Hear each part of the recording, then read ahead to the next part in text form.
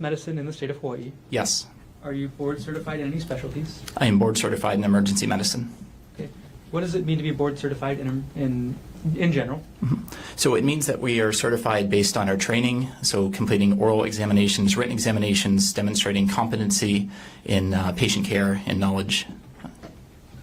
And you said you're specifically board certified in emergency medicine. Can you describe what that field is? So emergency medicine is the care of patients that come in with undifferentiated either injuries or medical problems who work in the emergency departments, and we identify what may be going on with patients and provide a recommended treatment plan. Okay. I think every question leads to a follow-up. You said the word undifferentiated. What does that mean? We need to understand what that means and how to identify, are they having a heart attack or is this a non-cardiac chest pain? Other patients may come in with injuries, and we are there to stabilize their condition and determine the best course of treatment. Can you describe your training in medicine specifically? So I completed medical school and a 3-year emergency medicine residency. Do you do any continuing education for emergency medicine? I do. I'm an assistant clinical professor at the John A. Burns School of Medicine, and so I instruct medical students and residents in emergency medicine with bedside teaching. How long have you been teaching students from JABSOM about ER medicine? 10 years. At this point, Your Honor, the state requests that pursuant to HRE Rule 702, Dr. Grosjean be qualified to provide opinion testimony in the field of medicine with a specialty in emergency medicine. Mr. Otake. No objection. And ladies and gentlemen of the jury, Dr. Grosjean will be allowed to provide opinion testimony in the field of medicine with a specialty in emergency medicine. You may proceed, Mr. Garner. Dr. Grosjean, do you agree that all your opinions you offer in this case will be to a reasonable degree of medical certainty? Yes. Were you on duty at the Queens Punch Bowl ER on March 24th, 2025? I was. On that date, did you treat somebody named Arielle Konig? Yes. Before you treat somebody, do you obtain a patient history? I do. Okay. And what is a patient history? A patient history is what a patient tells me about their condition, about why they came to the emergency department. It can be about their symptoms, or in other cases, it can be about if they come in with an injury. I ask them about the injury, what happens. Why is it important to obtain a patient's history? It's important so I can correlate clinically their concerns, their symptoms, their injury, to understand what happened so I can order the best testing and management plan for them. Without going into the identity of any persons responsible, was Arielle able to explain the mechanics of any injuries she reported? Yes. Did Arielle report any symptoms aside from physical injuries? Yes, she reported a headache, pain to the face, pain to her left hand, nausea, and dizziness. And what were the mechanics of any injuries she reported? It appeared that she was struck with an object. As an ER physician, do you compare the history that a patient gives you with your physical examination of a patient? Yes. And why do you make that comparison? I make that comparison to understand the severity of injuries and determine what type of treatment and what type of testing I may order to evaluate the condition. And did you actually observe any injuries on Arielle on March 24th, 2025? I did. Can we walk through those injuries? Publish what's been entered into evidence as States Exhibit 25.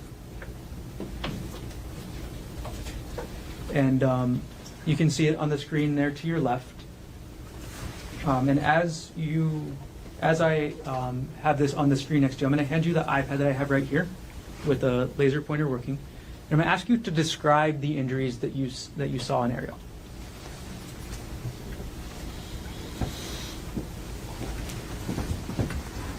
Okay, so Dr. Grosjean, can you, first of all, walk us through any injuries you observed to Arielle's head? So in this photo here, this is a complex stellate type laceration. Stellate meaning kind of star-like. So looking at that, you can see the branch out points like a star, multiple branches out here. This is a complex laceration because the borders of this are very irregular. And then you can see that, especially here, you see crushed or macerated tissue as well. Looking into the laceration itself, you could see down, and through portions of this laceration, you could actually see the skull, so all the way down to the bone. And then within this laceration, especially in the areas here, I observed pieces of rock and material that were actually embedded in the laceration. Okay. Dr. Grosjean, what are some of the difficulties in repairing this type of laceration? So several things. The first is that this wound was grossly contaminated with innumerable amounts of rock and debris. So that all needs to be washed out, debrided, and removed. Otherwise, this laceration is at risk of infection. The other complications are that it was very deep all the way to the skull. And the other difficulties are, you can see how complex this is. This is very jagged edge. All of this needs to be approximated and put together just right.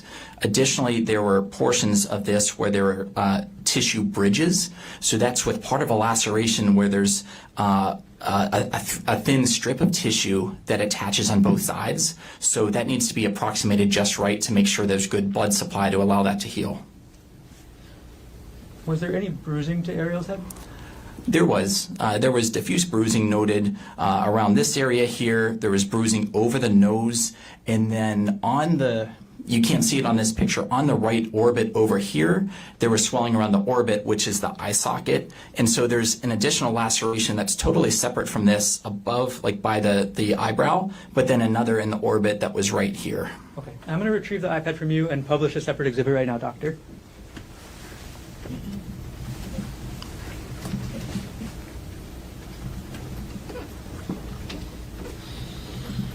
Okay, now I'm publishing States Exhibit 22. Dr. Grosjean, is this what you were describing with regards to the right side of Arielle's face? Yes, the laceration above the right eyebrow underneath, and then there's bruising around the right orbit and along the forehead and over the nose. Were there any injuries to Arielle's extremities? There was. She had a lot of bruising to the left thumb and the second finger. There was pain with range of motion of the left thumb. And on the thumb itself, there's what's called a subungual hematoma, which is if you get a large bruise that's under the nail itself. And there was also a small open wound just at the nail bed, which is on the bottom. So that constellation of symptoms, I was concerned that there could be an underlying fracture of the thumb. Okay, I'm going to publish States Exhibit 28. Okay, and I'm going to hand you the iPad again, and if you could point out the injuries that you were just describing to us.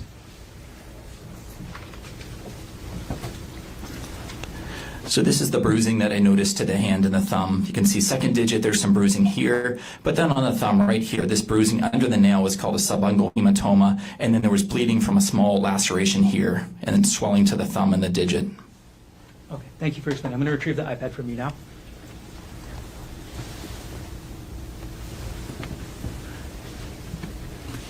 I'm going to take States Exhibit 28 off of the screen.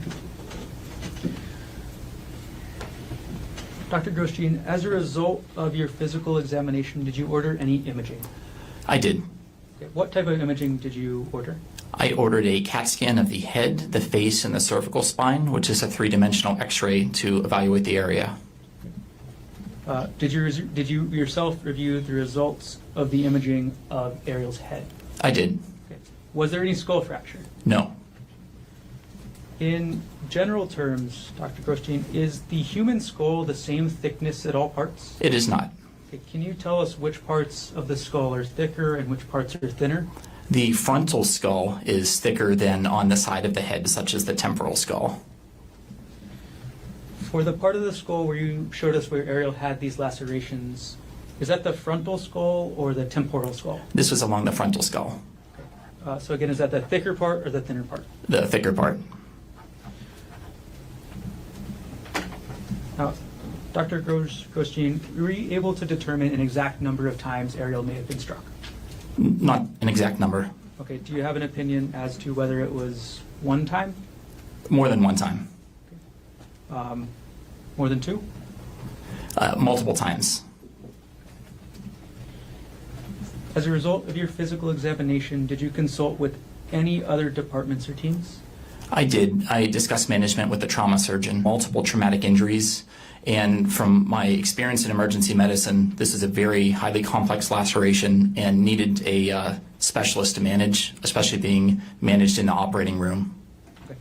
And when you say traumatic injuries, in the medical context, what does that mean?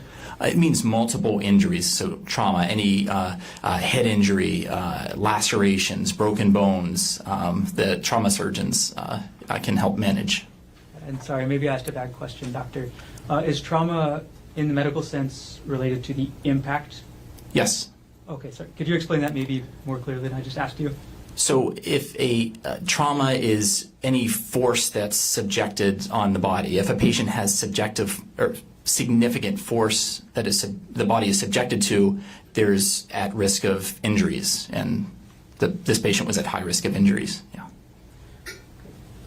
After you completed your physical examination of Arielle, were you able to compare her injuries with the verbal history she gave you? I did. Was Arielle's verbal history consistent with the injuries you observed? It was. Did everything you testified to occur in the city and county of Honolulu, state of Hawaii? Yes. Thank you. I have no further questions at this time.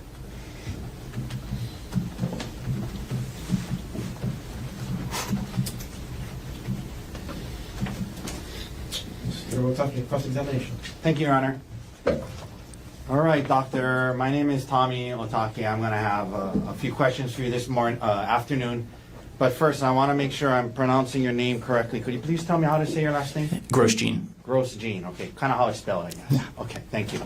Now, doctor, you're an emergency physician at Queen's Hospital, yes? Yes. And you've been so for about 10 years or so, is that right? Correct. Okay.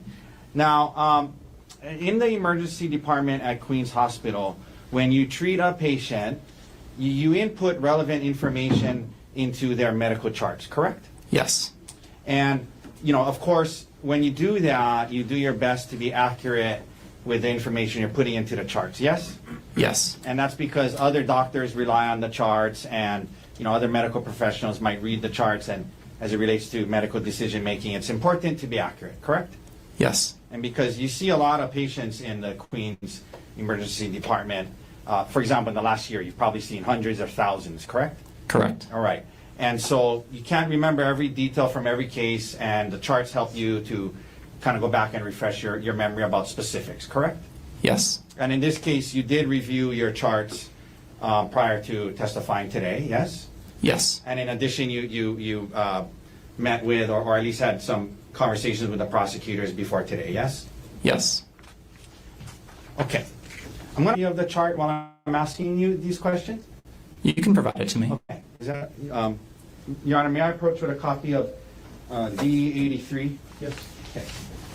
All right. Okay. So, doctor, I'm handing you the medical charting for Arielle Konig from her visit on March 24th, 2025, and I'm going to point you to certain portions of it, okay? So let's start first on page 3. Page 3, okay? On page 3, according to the chart, it indicates that Ms. Konig came into the emergency department at 12:13 p.m. on March 24th, 2025, correct? Yes. Okay. Queen's emergency department at times can be very, very busy, yes? Yes. Probably the busiest emergency department on the island, I'd imagine, yes? Yes. Sometimes there's not enough space in rooms, even in the hallways. Sometimes there's a wait before patients can be brought in, correct? Yes. And there's something in emergency medicine called triage, or assigning an acuity level, yes? That is done by a triage nurse, not a physician. I understand that, but in emergency medicine, there's triage and acuity, right? Triage, yes. Okay. And part of triage, or the way it works, is if there's a busy emergency department, patients who are triaged, who are much more serious, life-threatening types of injuries, they're seen first, right? Typically speaking. We try to do that.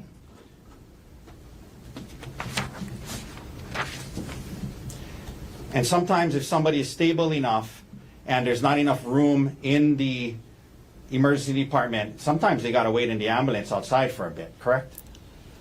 It's not my decision to do that. Okay, doctor, I'm going to ask you to listen to the question. I'm not asking you if that was your decision. I'm just asking you factually. Mhm. If sometimes there's enough room, if there's not enough room in the emergency department, the less critical patients might have to wait outside in the ambulance for a while, yes? Correct. Okay.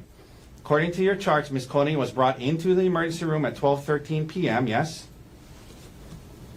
Yes. That would be an hour and 45 minutes after 10:30 a.m., correct?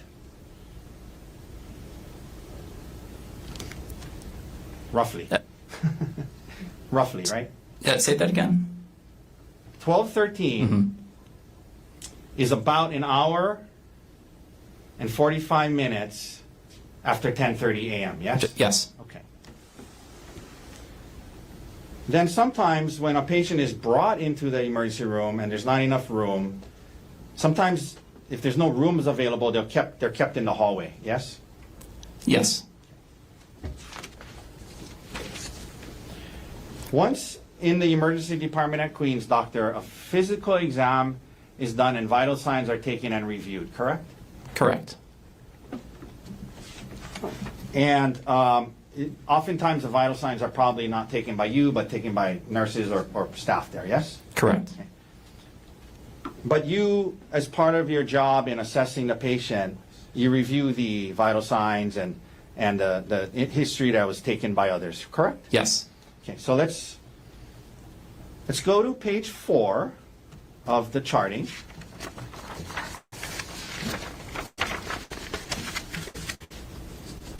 Under, you see where it says review of symptoms. Review of symptoms, Mhm. or systems, sorry. Re- Review yes. of systems, apologize. That's something you would have reviewed, right? As part of your treatment, yeah? Correct. So this goes through some of this. Constitutional, it says she was awake and alert with distress, yes? Yes. So she was awake and alert, correct? Correct. One thing that in the emergency room that is examined in cases of head injuries is the patient's eyes and pupils, correct? Yes. You shine a light into the eyes and you see how the eyes react, correct? Correct. And in this case, her pupils were equally round and reactive to light, yes? Yes. This meant that her pupils were functioning normally, indicating that the brain, brainstem, and optic nerves were likely intact and functioning properly, correct? Those specific portions of the brain that you mentioned, yes. Right. Normal pupils in this context is a positive sign that a doctor looks for when assessing the neurological status of a patient with reported head trauma, correct? It is one of the signs, correct. And in this case, it was normal, yes? Yes. For your patient, Ms. Konig, yes? Yes.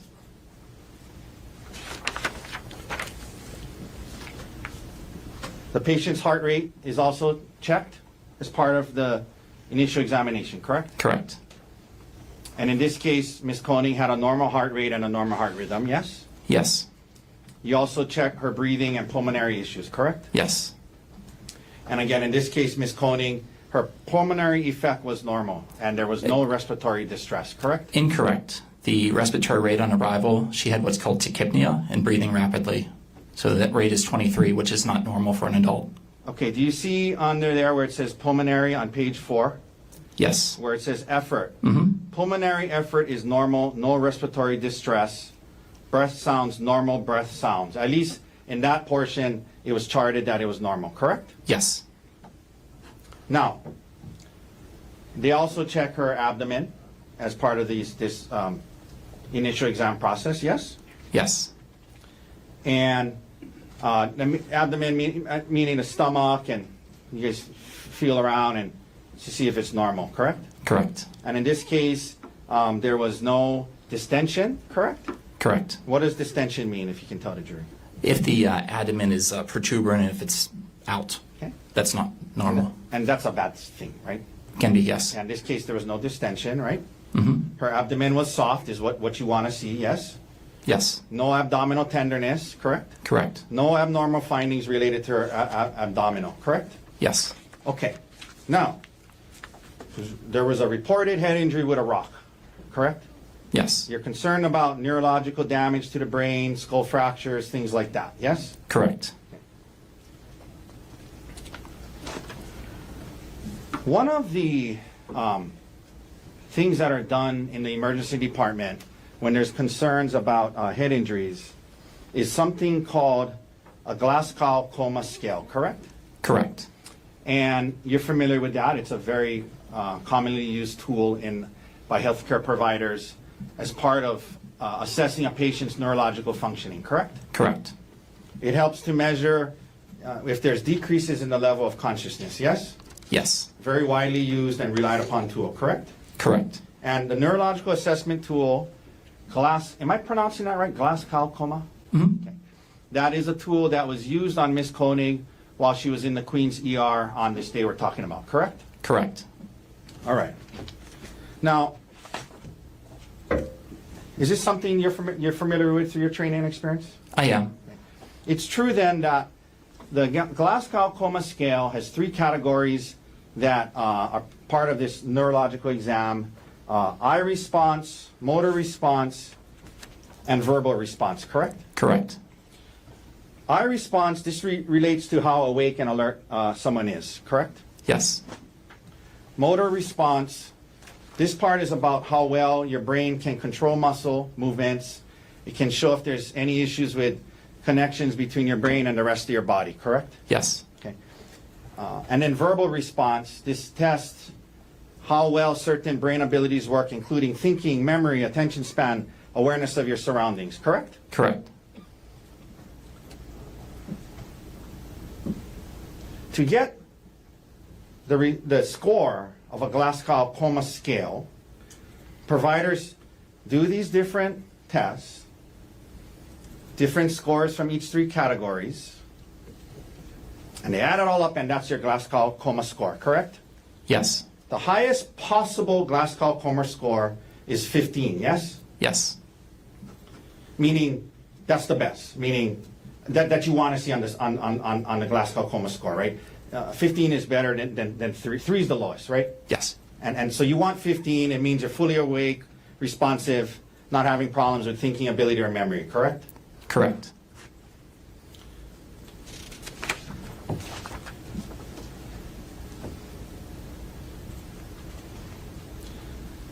Doctor, on page 5, what was Miss Konig's Glasgow Coma score on March 24, 2025, in a couple hours after the incident in Queen's Hospital? 15.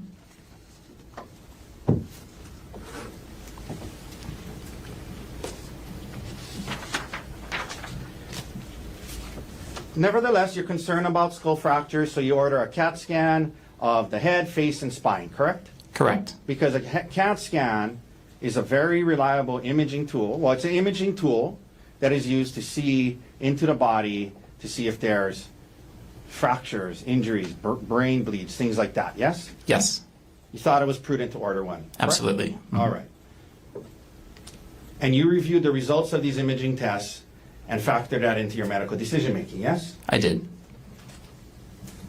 The CAT scan of the head, you're looking for any skull fractures or hematoma, given the report that she was hit multiple times in the head with a rock, yes? Yes. And doctor, the CAT scan to the head indicated that there were no skull fractures, correct? Correct. And no hemorrhaging was found either, yes? I mean, No. correct? No internal hemorrhage, yes. Yeah, that's what I mean. No brain bleeds were found, correct? Correct. You also do a CAT scan of Miss Konig's face, and the results of that, as well, there were no mandible fractures, yes? Correct. Well, what is a mandible? That is the jawbone. Okay. I guarantee I'm going to pronounce some medical words wrong, but ossicles, is that a word? I can't even pronounce it close enough for you to recognize it. Ossicles? It is a word, yes. Okay. How do you say it? It's ossicles. Okay. What is that? So it depends where you're looking. There are ossicles in different locations. Well, So- after the CAT scan of the face said ossicles are normally aligned. It said it was normal. Okay. Okay. So what is that? So the facial bones were aligned. There was no facial bone that was out of place. Okay. No skull-based fractures, correct? Correct. No zygomatic arch or pterygoid plate fractures, right? Yes. And what is a zygomatic arch or pterygoid plate fracture? So they're the pterygoid plate. They're parts of the face and the skull. So zygomatic arch kind of goes over here, and then the pterygoid plate's nearby. And the CAT scan to the face showed no fractures to that area, correct? Yes. No maxillary sinus fractures. What is the maxillary sinus, doctor? Maxillary sinus is, again, one of the bone structures of the face, so that would be right here. Okay. No fractures to that area, yes? Yes. Now, I wanted to ask you about this. The orbits are intact and the globes are normal. That's what the CAT scan said, right? Yes. You were asked earlier about the thickness of skull in different areas. Remember that? Yes. By the prosecutor? Hmm. And you said certain parts are thicker than others, right? Yes. And you have the skull and different parts of the skull. But isn't it true, doctor, that the orbital bones, it's a thin, fragile bone? So these are facial bones, not the skull bone. So these are facial bones here, and so over the sinus, it is thinner than the frontal Yeah, no, skull. I understand that. I'm not saying you misled anyone. I'm just clarifying. You're talking about the skull. I'm talking about the orbital bones, right? Mhm. Isn't it true, doctor, that the orbital bones around the eye is a very thin, fragile bone in a person's body? On the inferior portions and the medial portions, which are here and here. They are thin and fragile, yes? They are one of the thinner portions of the face, of the bones, yes. And in the ER department, you often see people with orbital bone fractures because they are thin, fragile bones that can be broken by getting hit in the face with a baseball, for example. You've seen that in your time, I'd imagine, yes? Yes.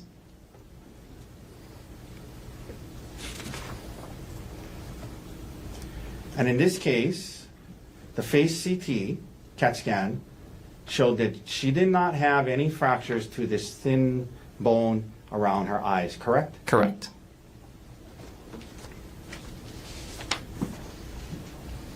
The CAT scan of her cervical spine, likewise, doctor, no fractures of her cervical spine was found, correct? Correct. Okay.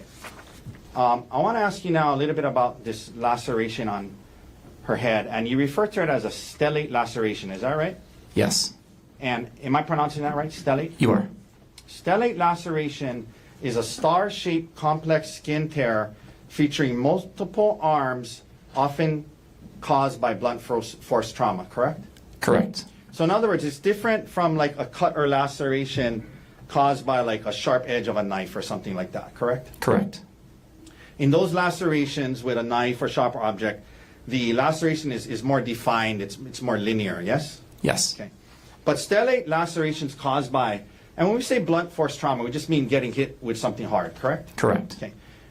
Stellate lacerations caused by getting hit with something hard, the skin breaks apart differently than it does from a cut with a knife, yes? Yes. And often there are multiple jagged edges to the laceration that extend outward from an impact point, correct? Yes. There's a central impact, point of impact, and multiple edges branching out from there, which is what you saw in this case, yes? Yes. So to the untrained eye, it can look like multiple separate lacerations, but for those who understand stellate lacerations, there's an impact point and it branches out from there, correct? Yes.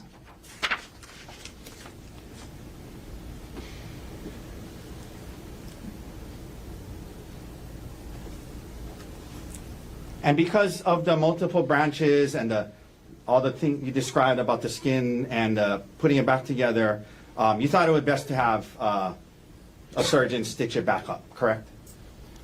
Because I mean, you suture a lot of lacerations in the ER, but this one, it was complex because of the different arms. You thought it best to have a plastic surgeon stitch it up, yes? It was large, it was contaminated, and just the extent of it, yeah. Yeah, because you said it was complex, so you thought a surgeon should stitch it up instead of you, right? Absolutely, it needed washed out in the operating room. Okay.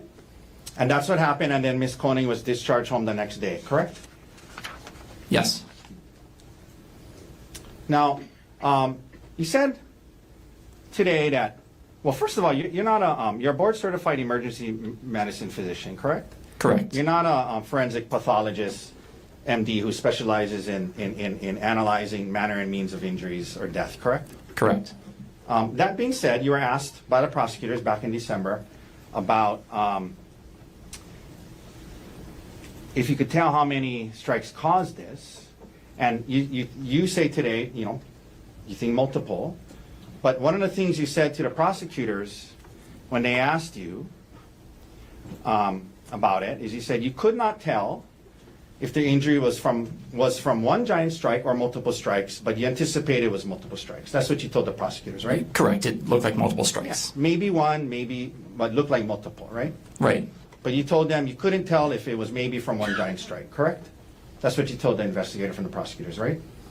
On the area on the face, yes. Yeah. There would have to be 2 strikes if we get here and here. Right. So I at understand minimum. that. I'm talking about they're asking about the laceration on the head. Yes. And to that one, you said you couldn't tell if it was from one giant strike or multiple strikes, right? Right.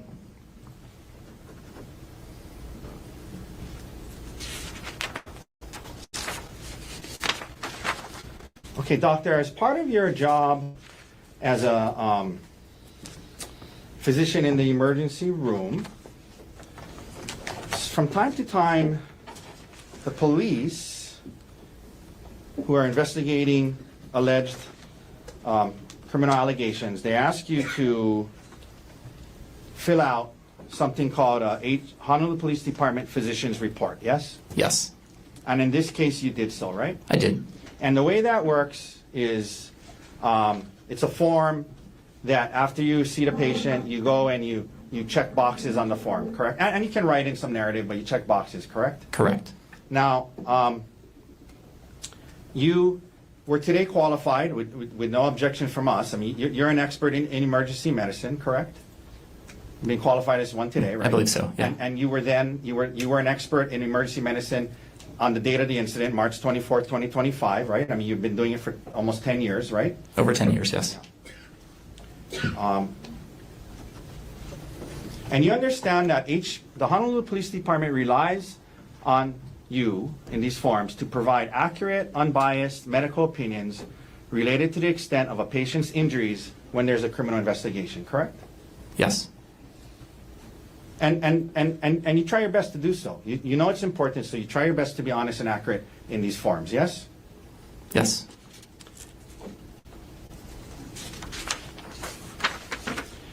And isn't it true, doctor, that as it related to Ms. Konig, when you're filling out the Honolulu Police Department physician forms, one of the questions when you were asked under what's entitled substantial bodily injury, did the injury cause a major avulsion, laceration, or penetration of the skin? And you said yes because of the laceration, correct? Correct. Okay.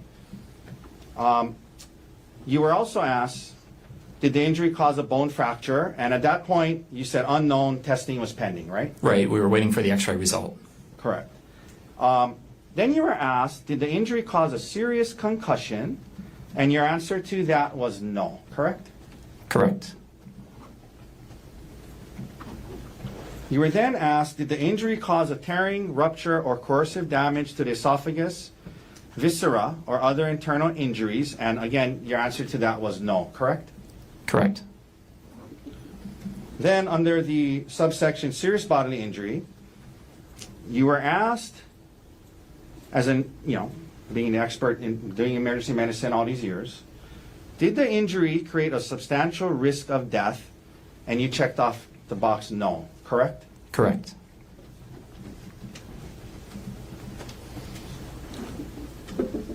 Then you were asked, will the injury cause any serious permanent disfigurement?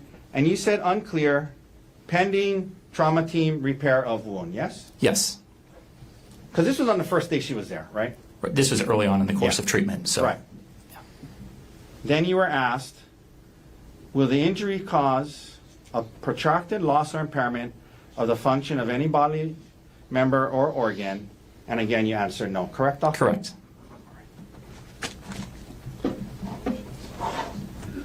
One second.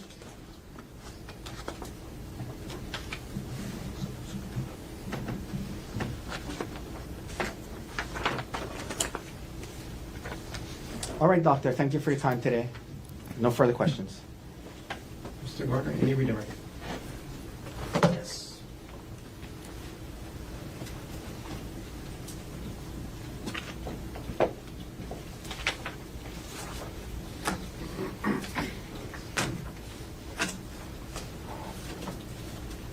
Okay, Dr. Grosjean.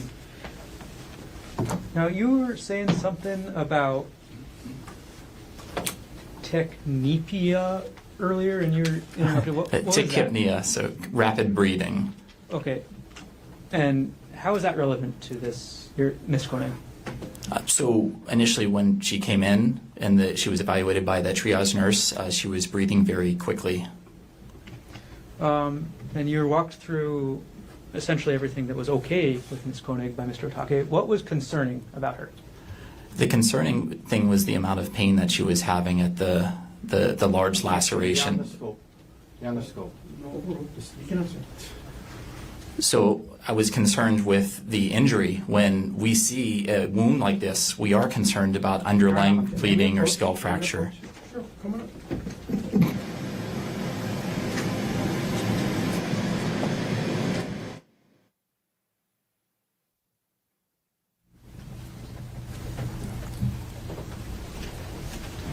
Okay, Dr. Grosjean, again, you were asked about everything that was okay with Arielle on the chart. What was concerning? The concerning was the head injury. I was concerned that there was underlying injury. Was there anything in the chart? You walked through the GCS, is that right? Yes. Okay. Was there anything about Arielle that indicated any concern over any concussion? The headache or the symptoms that she reported, being headache, dizziness, nausea, all symptoms of a concussion. Did the chart also indicate any vomiting? She may have vomited prior to arrival. Why would that be a concern? We can see vomiting with a head injury. Now, you were asked about your opinion that this was likely several blows. Objection, that mistakes. Well, anyway, not the word you use, but that's fine. Okay, rephrase. Okay. You were asked about an opinion that you provided in December of last year about the number of blows, potentially. Do you recall that? Yes. Okay. Why did you end up, what was your opinion? My opinion was that I thought it was clear this appeared to be multiple blows, but I was not present there to be able to say that. But I mean, looking at this is multiple blows. Okay. Why do you say that? For the way that the laceration is, yes, there's stellate, but the whole central portion's macerated, and you can be struck several times in that area. And there need to be at least 2 blows because there's lacerations on the other side of the face. So that's why it would be at minimum 2. Okay. And where was the rock and debris? It was inside the laceration. Was it just in one little part? It was throughout the laceration. The laceration on the left frontal skull. Okay. Inside the wound. Okay. When you say throughout, that means how much? There were multiple pieces. I couldn't even count how many. And was it, again, just in one location? Your Honor, objection. Can we approach? Sure.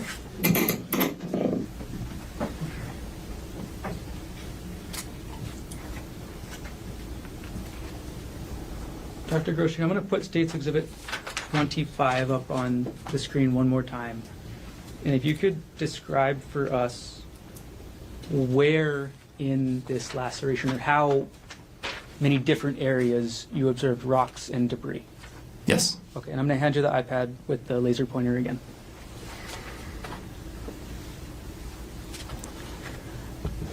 So when I was looking at the laceration, it was down to the skull, and that's where whenever I noted there was debris in this area. Okay, thank you. I'm going to retrieve the iPad and take the exhibit down.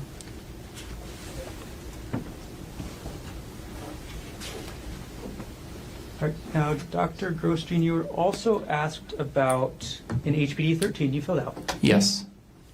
And you were specifically asked about whether or not the injuries caused a substantial risk of death. Is that right? Correct. Okay.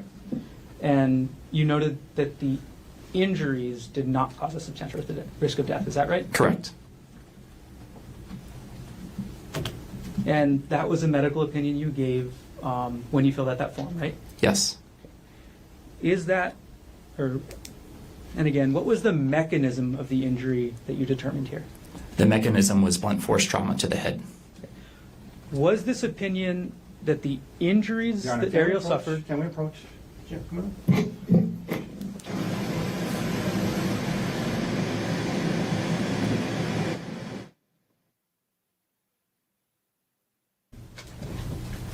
Dr. Grosjean, one last question. What you put on the HPD 13 form about the injuries not causing substantial risk of death, that was about the resulting injuries that Arielle had. Is that correct? Correct. Mhm. Okay. Thank you. No further questions. Just very brief follow-up. Recross examination. Very, very brief. Thank you, Doctor. You were asked by the prosecutor what your concerns were, and one of them you said you're concerned about underlying injuries to the head, meaning fractures, brain bleeds, things like that, correct? Yes. And the CAT scans showed that there were no such fractures or brain bleeds. Correct. Brain bleeds, correct? Mhm. Yes? Yes. You were asked about symptoms consistent with concussion, but whatever the case may be, at least on the HPD form, when you were asked, did it cause a serious concussion? You checked off no, correct? Correct. Not serious concussion. And then lastly, as to, again, not a forensic pathologist that specializes in, Objection beyond the scope. not a forensic pathologist that specializes at looking at injuries and opining on manner and means, correct? I'm not a forensic pathologist. Now, you said at least two hits because the skull and then the face, you mentioned, the face on the other side, right? Yeah. And I'm sorry, what was the answer, Doctor? Yes. Thank you. and again, the face one, you did a CAT scan, and there was no fractures to the thin orbital bone, correct? Yes. All right, thank you, doctor. No further questions. Any other questions for Dr. Grosjean?